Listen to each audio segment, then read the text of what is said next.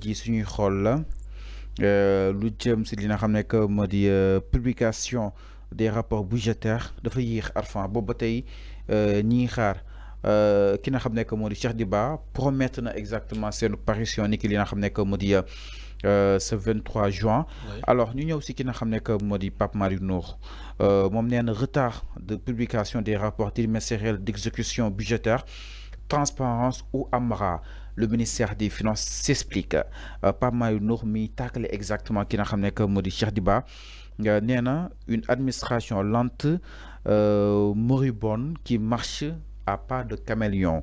Aujourd'hui, le ministère des Finances nous dit que pour corriger des chiffres, ils ont besoin de 5 mois. Madame, corriger les chiffres, que 5 mois. Nous donnons rendez-vous aux Sénégalaises et aux Sénégalais ce 23 juin. Bien sûr, le ministre a annoncé Arfan. Nous Biram Seck aussi ñi tàkkale par rapport à retard bi. Arfan, loolu est-ce que jar na 5 mois concrètement ñu ne dañuy xoolaat rek ñu bëgg de 5 mois est-ce que retard quand même noté wuñu ko ci liggéey bi. Oui, xam nga yow da nga joxe ay appréciation chacun. Da nga ne Birahim Seck, da nga ne joxe aussi le ministre. da nga ne Pape Malick Ndour. waaw joxe aussi après nga joxe bu ministre bi. OK. Sauf que ministre bi moom bosom mooy valable. Tu sais pourquoi? Moom moo géré. ñoom ñoo xam quelle correction qu'ils ont en train de faire. Xam nga Pape Malick Ndour aussi. Normalement bu ñu ko nee waxal warul mën a wax. Pourquoi? Parce que quand il dit oui, une administration lente et moribonde, yow tu as été là pendant 12 ans. Comment était l'administration de Macky Sall? Comment était l'administration? Une administration corrompue.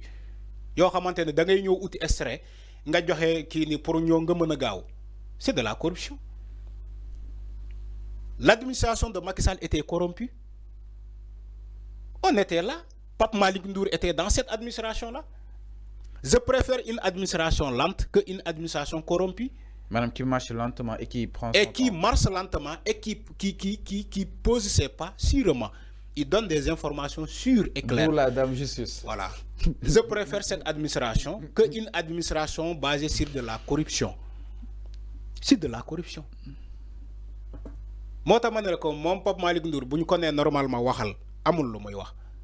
Parce que les Sénégalais en ont vécu pendant 12 ans avec l'administration de Macky Sall. Branlon xam nga lan mooy branlon xam nga branlon. Tàllal la sa loxo nga jóg. Sénégalais yi ñu may seetaan xam nañu lan mooy branlon. Nga dem ci benn service nga bëgg a këyit wala soxla leneen ñu ne la kan moo la yónni nga gis ñoo xamante ne ñoo am branlon ñoom ñooy njëkk a am yéen ngeen des ci ginnaaw mën ngay xëy 6 heures du matin nga dem rang nga gis nit bu jógee 10 heures mu ñëw parce que dafa am branlon mu dem dugg ñu defar ko këyitam mu ñëw romb la yow mi fa nekkoon depuis 5 heures du matin mu ñëw romb la dem yoonam loolu moo nekkoon administration Macky Sall branlon pourtant Pape Malick Ndour était là il a vu tout ça ces conneries là. L'administration de Macky Sall même à l'hôpital avec ton malade ça a toujours été comme ça du favoritisme branlon sur branlon ñoom fépp la ñuy imposer ce branlon là diw moo ma yónnee diw moo ma boole ak yow.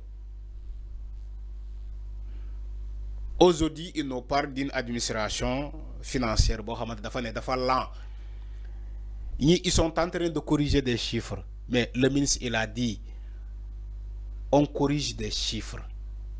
Et qui sont ces chiffres-là? Kan ñan ñoo ko fi bàyyoon ñan ñoo ko def. Mais ñu ne loolu jël 5 mois Arfan donc Pape Malick moom xelam dalu si sur moom si am ay doute Arfan boo waral mu joxe Sénégalais ni ki le 23 lépp dina leer. Non man je crois pas que c'est le cas. Man je crois que Pape Malick Ndour c'est un grand parleur c'est une grande bouche. De Benno Bokk Yaakaar. Instant bi sonal na gars yi si chiffres yi nag. c'est une grande bouche. mais jàppoon ni sonal na gars yi si chiffres yi. c'est une grande bouche de Benno Bokk Yaakaar moom kese moo leen fi dese. C'est tout à fait normal, c'est de la politique. Tout ce qu'il fait suba ba ngoon c'est de la politique Pape Malick Ndour. Parce que amul benn expérience. Mais enfin, il n'a jamais géré des finances. Mais avant gis nañ la société civile di réclamer exactement. Non la société civile ak Pape Malick Ndour lu muy wax du benn. c'est mom lu mu bëgg moy induire tout le monde en erreur. Mon Pape Malick Ndour parce qu'il fait de la politique, c'est de la politique qu'il fait hein. C'est de bonne guerre. Il essaie d'accaparer le débat public basé sur des finances en sachant qu'il n'a jamais géré des finances. Mon Pape Malick Ndour, il n'a jamais été rien du tout des finances. Aujourd'hui, c'est lui qui parle des finances. C'est paradoxal. C'est paradoxal. On nous dira, oui, il a fait des études en économie. Et alors? Il les a appliquées où? Ces études-là.